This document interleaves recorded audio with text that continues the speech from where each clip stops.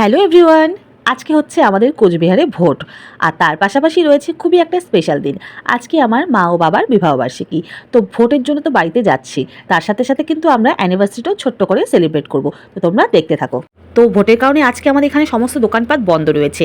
তো সকাল সকাল আমি ঘুম থেকে উঠেই কিন্তু বাবা মায়ের অ্যানিভার্সারির জন্য একটা কেক বানিয়েছি। দোকান থেকে কিনে নিয়ে যাওয়া কেক আর নিজের হাতে কেক বানিয়ে নিয়ে যাওয়ার আনন্দটাই কিন্তু আলাদা। তো বাড়িতে এসেই কিন্তু সবার প্রথমে আমি ভোট দিতে চলে গিয়েছিলাম, আর আমার ভোট দেওয়া কিন্তু কমপ্লিট হয়ে গেছে। তো ভোট দিয়ে এসে এখানে সবাই মিলে বসে আমরা গল্প করছিলাম আর মোবাইল দেখছিলাম। মোবাইলেও আমরা ইলেকশনের ব্যাপারে কিন্তু সমস্ত কিছু দেখছিলাম, মানে চারিদিকে কোথায় কি হচ্ছে এই সমস্ত কিছুই দেখছিলাম, আর এই সমস্ত কিছুর ব্যাপারে কিন্তু আমরা গল্প করছিলাম। তো এখন আমরা বসে পড়েছি খেতে, প্রচুর খিদে পেয়ে গিয়েছে দুপুরের সময়। আর বাড়িতে কিন্তু রান্না হয়েছে মাংস, আর আমি খাচ্ছি পাতলা মসুর ডাল আর করলা ভাজা দিয়ে ভাত। কারণ মাছ মাংসের থেকে বেশি আমি এগুলো খেতেই বেশি পছন্দ করি। আর শুধু কিন্তু আমি একা খেতে বসিনি, সবাই কিন্তু আমরা একসাথেই খেতে বসেছি। তো আজকে দুটো কারণে বাড়িতে এসেছিলাম, প্রথমত ছিল ভোট, আর দ্বিতীয়ত ছিল আজকে বাবা মায়ের অ্যানিভার্সারি। তো ভোট দেওয়া তো কমপ্লিট হয়ে গিয়েছে, আর আজকে যেহেতু রাস্তাঘাট ফাঁকা রয়েছে, বাড়িও তাড়াতাড়ি যেতে হবে। মা বাবাকে বললাম খাওয়া দাওয়া কমপ্লিট হয়ে গিয়েছে, এখন কেক কাটিংটাও হয়ে যাক। তো এখন কেক কাটিং হচ্ছে, কেক কাটিং হয়ে গেলে আমরা কিন্তু বাড়ি চলে যাব। কোনো কিছু সেলিব্রেট করতে হলে কিন্তু বিশাল কিছু আয়োজনের প্রয়োজন হয় না। নিজেদের লোক প্রিয় মানুষগুলো কাছে থাকলে কিন্তু ছোট ছোট জিনিসগুলো খুব সুন্দরভাবে সেলিব্রেট করা যায়। তাই আজকের দিনটা আমরা ছোট্ট করে সেলিব্রেট করেছি ঠিকই, কিন্তু সত্যি কি যে আনন্দ হয়েছে সেটা কিন্তু আমরাই একমাত্র জানি। এই যে সবাই একসাথে আছি, একসাথে এত আনন্দ করেছি, এটাই কিন্তু স্মৃতি হয়ে থেকে যাবে।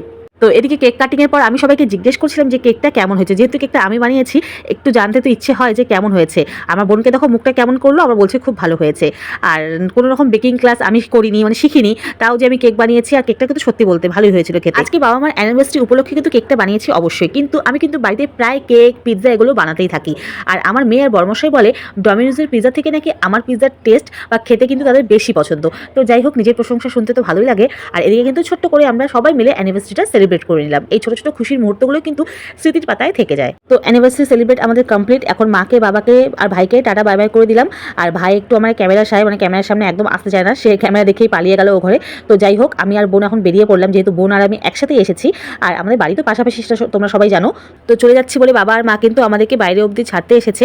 আর আমি গিয়েছিলাম আমার গাড়ি নিয়ে, বোনরা বোনের গাড়িতে ছিল আর আমি ছিলাম আমার গাড়িতে। দুই বোন পাশাপাশি থাকার কিন্তু এই এক সুবিধে, যখনই আমরা বাড়িতে যাই তখনই কিন্তু আমরা দু বোন একসাথেই যাই। কি গাড়িতে যাচ্ছি কি টোটোতে যাচ্ছি সেটা না, বাড়ি যাই একসাথে এবং ফিরিও কিন্তু একসাথে। শুধু বাড়ি না, প্রত্যেকটা জায়গায় কিন্তু আমরা একসাথেই যাই। তো যাই হোক বন্ধুরা, আজকের ভিডিওটা এখানে শেষ করলাম। অন্য মিনি ব্লগে তোমাদের সাথে আবার দেখা হবে। আজকের মতন টাটা, বাই বাই।